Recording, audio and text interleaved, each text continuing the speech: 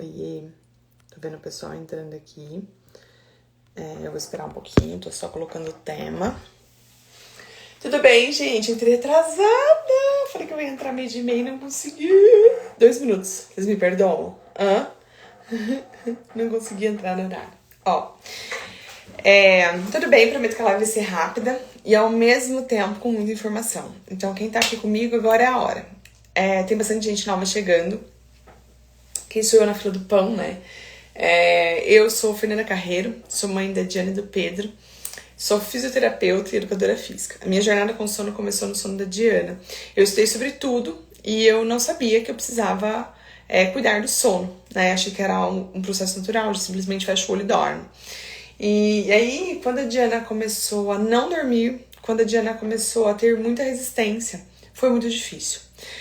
E aí eu comecei a estudar e colocar as coisas em prática. E foi muito difícil por tudo. Foi muito difícil porque me desconectou muito da minha filha, porque eu estava exausta, né? E foi muito difícil porque foi um momento no meu casamento muito difícil. Eu estava exausta.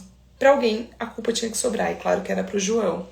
Então, eu pensava sempre assim, eu falava, cara, eu namorei, 12 anos. E o meu casamento não vai passar, não vai andar, porque eu tô exausta. Porque eu tava sempre irritada. Então, não é só sobre o sono da criança, né? Tem a criança que não tá dormindo bem, que tá exausta no dia seguinte, que não tá se alimentando bem, que não tá se desenvolvendo bem porque tá exausta, né? Tem a família que tá começando a se desestruturar por conta de privação de sono. Quem vive privação de sono sabe o quanto isso é difícil, né? Só quem vive, né? Então, eu queria começar a conversar um pouquinho aqui com vocês e explicar como é que a gente faz para diminuir os despertares dos nossos filhos. Olha só, eu vou exemplificar, né? Claro que quando a gente... Com a minha boneca. Tô precisando comprar uma boneca nova, né? Fazer uma roupa nova pra essa boneca, pentear o cabelo dela. Tô toda descabelada aqui. Quando a gente fala sobre o sono, a gente precisa entender que eu tô falando de um ser humaninho ali, né? Eu preciso olhar pra essa criança como um todo, né? Então eu preciso entender que primeiro a gente precisa ajustar um pouco a expectativa, qual é a idade desse bebê e o que é esperado para aquela faixa etária, porque eu vejo que muitas famílias chegam até mim hoje com uma expectativa muito, mas muito desajustada. Crianças, famílias com bebês de 2, 3 meses querendo soluções milagrosas. Isso não existe. O sono do bebê ele é extremamente diferente do sono do adulto. Só que uma coisa é um bebê que acorda por uma questão de sobrevivência, né? Que é por uma questão que essa criança precisa ser alimentada, né? Então esse bebê vai acordar ali 1, 2 vezes durante a noite. E outra coisa é um bebê que pinga de hora em hora. Ou um bebê que a mãe diz assim pra mim, sei lá, tá com 6 meses e tá acordando 5 vezes à noite. Cara, é muito, tem coisa errada e dá pra ajustar. Então eu vou ensinar pra vocês hoje a prática de como é que vocês vão ajustar o sono dos filhos de vocês, tá? Quando a gente fala então sobre sono, eu preciso entender que para vocês fazerem isso aqui que eu vou ensinar agora, tem que estar tudo o restante ajustado. Ambiente de sono, rotina, né? Estando tudo ajustado, existe algo que a gente chama de associação de sono. O que significa isso? É normalmente uma forma que induz a criança para dormir. Então, por exemplo, é uma mãe que nina o bebê para ele pegar no sono. É uma mãe que amamenta o bebê para que ele pegue no sono. É uma mãe que dá uma mamadeira pro bebê para que ele pegue no sono. E aí a criança sai dessa última atividade apagado, dormindo. Tem criança que põe a mão dentro da boca da mãe e só consegue dormir se colocar a mão dentro da boca da mãe. Aí vocês vão falar assim pra mim, você tá ficando louco, isso é bizarro. Não é, isso existe, tá? E a gente, claro que deixa. No desespero de querer dormir melhor, de querer dormir um pouco, você fala, gente, põe a mão dentro da minha boca e dorme, pelo amor de Deus, a gente só precisa dormir, a gente precisa descansar, né? A gente já falou agora no início da live o quanto que a privação de sono, ela impacta na família como um todo. Então a gente acaba deixando, permitindo, né? O que acontece? Essa é uma primeira foto que o bebê faz, é uma primeira memória. E aí, no meio da noite, esse bebê, ele precisa daquilo para voltar a dormir. Porque aquilo é seguro. porque é aquilo que ele sabe relaxar para pegar no sono. E aí é onde ele solicita a gente. Claro que tem aquele bebê que dorme mamando e que dorme a noite inteira. Mas por que um consegue e o outro não? Gente, porque cada ser humano é único. Cada ser humano lida de uma forma com uma determinada questão que tem. Se o teu filho dorme mamando e dorme a noite inteira e pra ele essa não é uma questão, gente, vive a vida, segue o barco, tá tudo certo. Agora, se pro teu filho isso é um problema, vamos mudar. Eu recebo gente no Instagram o tempo inteiro e eu vejo pessoas em extremos. Eu vejo pessoas que colocam a criança no berço e a criança chora e a mãe sai do quarto. Técnica de extinção. E essa mãe tá fazendo isso porque ela não aguenta mais. E aí tem um outro extremo na onde a gente levanta uma bandeira de a maternidade é isso mesmo, é pura privação de sono e é pura exaustão. E aí a gente vive 1, 2 anos assim, com esse bebê ali, dormindo em cama compartilhada, porque essa mãe nem queria, mamando, ou então a gente ninando a criança a noite inteira.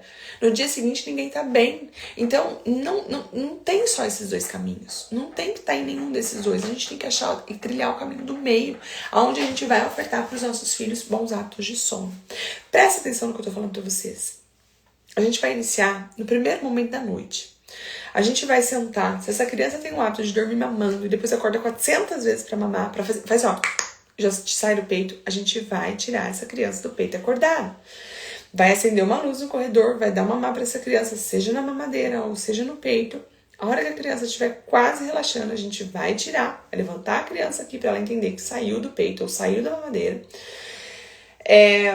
Principalmente a mamadeira tem um fim, né?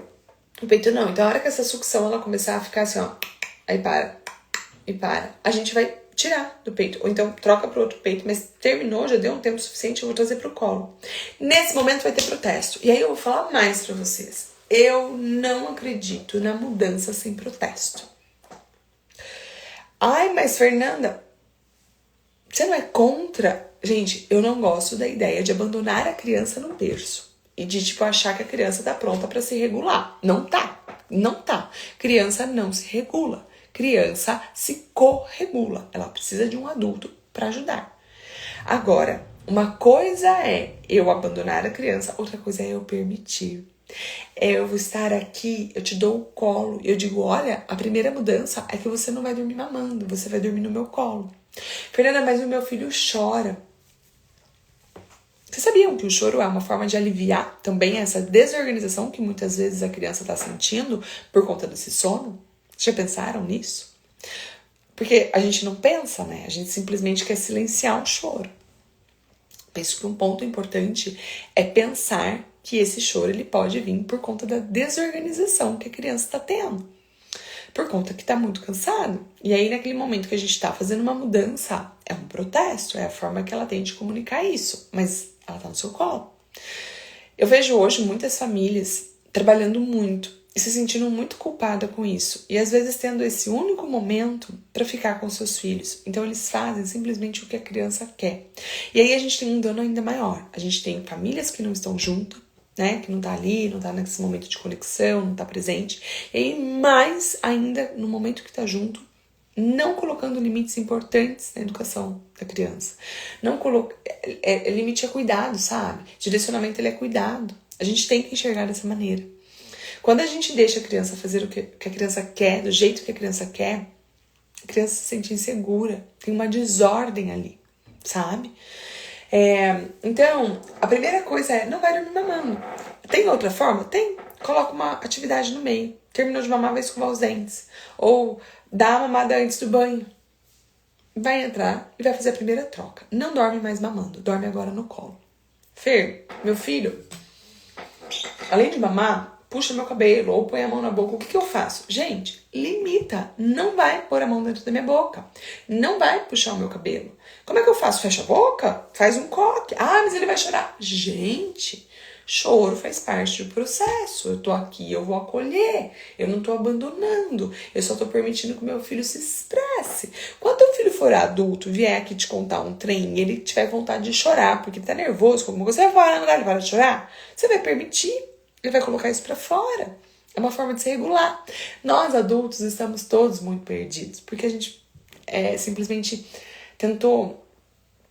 Perceba, eu sou uma pessoa que eu choro com muita facilidade em qualquer lugar que eu estiver, na frente de quem eu estiver, tá?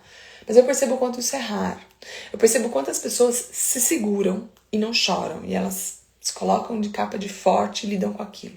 A gente foi condicionado a isso, né? E aí na vida adulta a gente engole esse choro. Observem isso, se isso não tá acontecendo na sua casa, se você não tá com essa expectativa. Ou então, peraí.